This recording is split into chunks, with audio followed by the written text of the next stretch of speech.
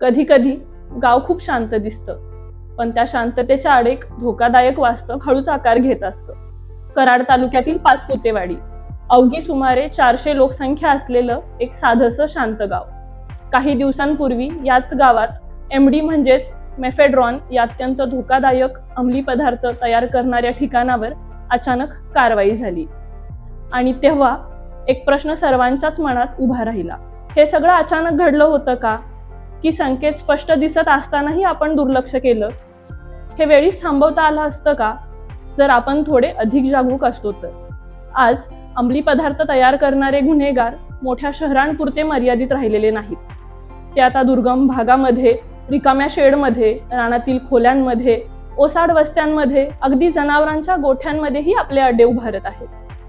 तिथून निघणारा केमिकलचा उग्र वास, रात्रीची सतत होणारी ये-जा, ड्रम, पाईप, काचेची भांडी, बर्फाच्या लाद्या, अनोळखी काचेचे बरेच साहित्य, कामगारांसारखे दिसणारे पण ओळखीचे नसलेले लोक, वाहनांची संशयास्पद ये-जा, हे सगळं योगायोग नव्हताच खरं.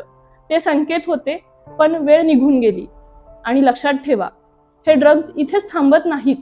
ते समाजात पोहोचतात, कॉलेजमध्ये शिरतात आणि कोणाच्या तरी मुलांचं आयुष्य, कोणाचा तरी संसार हळूहळू पण कायमच उद्ध्वस्त करतात. कदाचित तुमचाही. म्हणून मी एक गोष्ट अत्यंत ठामपणे सांगू इच्छिते. संशय आला तरी तुम्ही स्वतः एकदा खात्री करा, परंतु कायदा हातात घेऊ नका आणि स्वतःचा जीव धोक्यात घालू नका. तुमचं एकच पण खूप महत्त्वाचं काम आहे, ते म्हणजे माहिती देणं.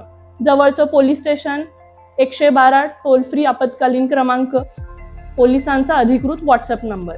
तुमची ओळख पूर्णपणे गोपनीय ठेवली जाईल आणि खात्रीशीर माहिती देणाऱ्यांना सातारा जिल्हा पोलीस प्रशासनाकडून रोख स्वरूपात बक्षीस दिले जाईल.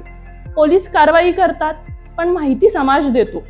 आणि जेव्हा समाज आणि पोलीस एकत्र उभे राहतात, तेव्हाच अशा राक्षसी प्रवृत्तींचा खऱ्या अर्थाने अंत होतो. हा लढा फक्त पोलिसांचा नाही, आपलं गाव, आपली मुलं आणि आपली सामूहिक जबाबदारी. सातारा पोलीस सदैव आपल्या सोबत आहेत. जय हिंद.